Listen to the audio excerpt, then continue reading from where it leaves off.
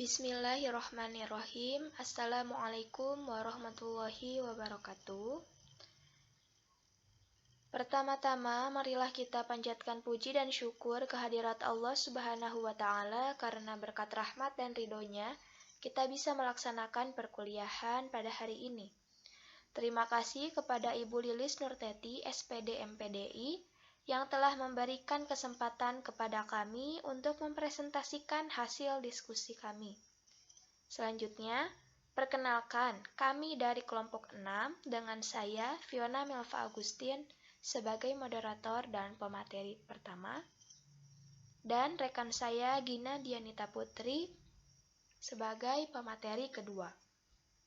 Berkesempatan untuk mempresentasikan materi tentang perkembangan emosi anak.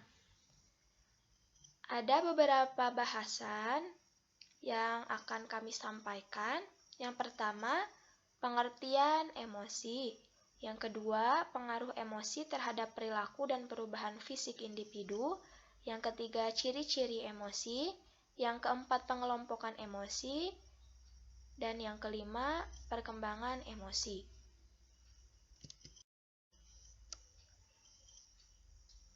Masuk kepada materi yang pertama, pengertian emosi. Ada yang sudah tahu apa itu emosi? Istilah emosi berasal dari kata etomus atau emover atau mencerca, to stir up, yang berarti sesuatu yang mendorong terhadap sesuatu. Misalnya emosi gembira mendorong untuk tertawa. Atau dengan perkataan lain, emosi didefinisikan sebagai suatu keadaan, gejolak penyesuaian diri yang berasal dari dalam dan melibatkan hampir keseluruhan diri individu. Pengertian lain menurut para ahli, yang pertama menurut Sarlito Wirawan Sartono. Berpendapat bahwa emosi merupakan setiap keadaan pada diri seseorang yang disertai warna efekti. Yang dimaksud warna efekti ini adalah perasaan-perasaan tertentu yang dialami pada saat menghadapi suatu situasi tertentu.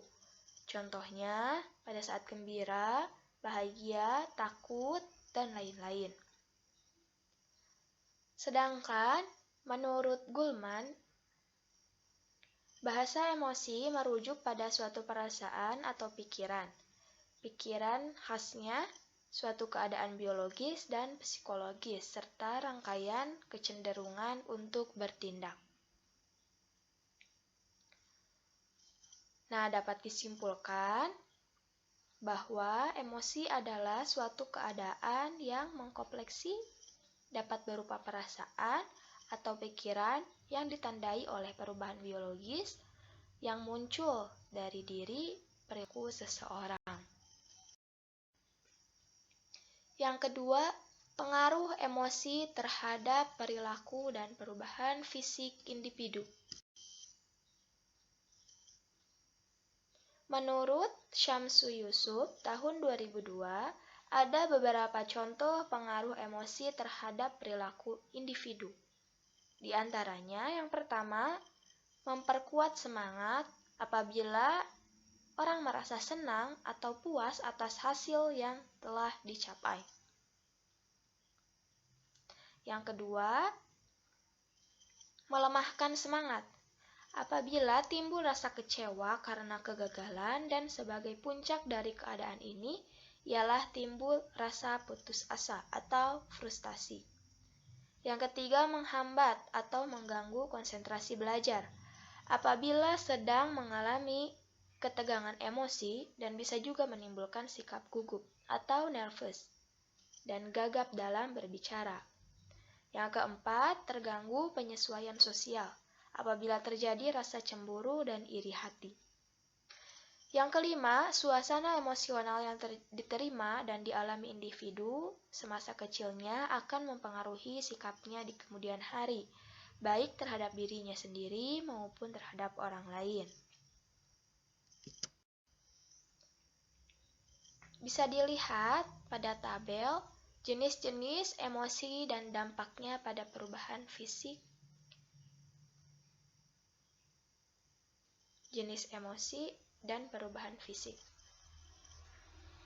Jenis emosi yang pertama, terpesona. Perubahan fisiknya, reaksi elektris pada kulit. Yang kedua, jenis emosi marah. Perubahan fisiknya, peredaran darah bertambah cepat. Jenis emosi yang ketiga, pada saat terkejut. Perubahan fisiknya, denyut jantung bertambah cepat. Jenis emosi yang keempat, kecewa. Perubahan fisiknya, bernapas panjang. Yang kelima, jenis emosi sakit atau marah. Perubahan fisiknya, pupil mata bertambah besar. Yang keenam, jenis emosi takut atau tegang. Perubahan fisiknya, air liur mengering. Yang ketujuh, jenis emosi takut. Perubahan fisiknya, berdiri bulu roma. Dan yang terakhir, jenis emosi tegang. Perubahan fisiknya, otot-otot menegang atau bergetar. Semua jenis emosi ini mungkin sudah dialami dan sudah diketahui oleh kita, sudah dirasakan. Kemudian, yang ketiga, ciri-ciri emosi.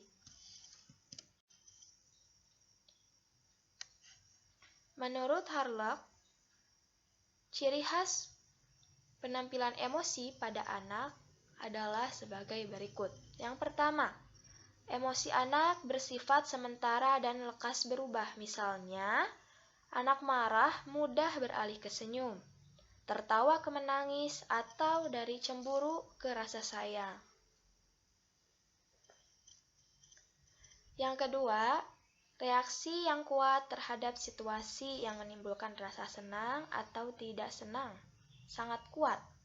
Jadi, anak-anak kalau menunjukkan rasa senang dan tidak senangnya itu sangat terlihat. Dan yang ketiga, emosi itu sering timbul dan nampak pada tingkah lakunya. Jadi dapat dibedakan bahwa anak itu sedang emosi atau tidak, dilihat dari tingkah lakunya. Karena anak-anak itu tidak bisa menutupi keadaan yang terjadi pada dirinya. Misalnya pada saat menangis, gelisah, gugup, dan sebagainya itu bisa terlihat. Yang keempat, reaksi emosional bersifat individual. Yang kelima, emosi berubah kekuatannya. Pada usia tertentu, emosi yang sangat kuat berkurang kekuatannya. Jadi, semakin bertambahnya umur, bertambahnya usia, kekuatan emosi akan lebih berkurang kekuatannya. Jadi, semakin bertambah usia, lebih banyak terima, direnungkan, dan sabar. Selain ciri-ciri khas penampilan emosi pada anak, terdapat ciri khas emosi lain yang terdapat pada anak. Yang pertama, emosi yang kuat. Anak kecil bereaksi dengan intensitas yang sama, baik terhadap situasi yang remeh maupun yang serius. Anak pra-remaja bahkan bereaksi dengan emosi yang kuat terhadap hal-hal yang tampaknya bagi orang dewasa merupakan soal sepele.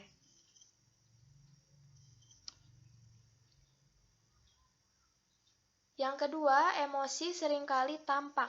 Anak-anak seringkali memperlihatkan emosi yang meningkat dan mereka menjumpai bahwa ledakan emosional yang sering kali mengakibatkan hukuman sehingga mereka belajar untuk menyesuaikan diri dengan situasi yang membangkitkan emosi.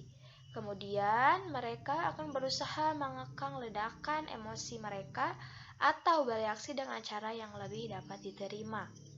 Yang ketiga, emosi bersifat sementara.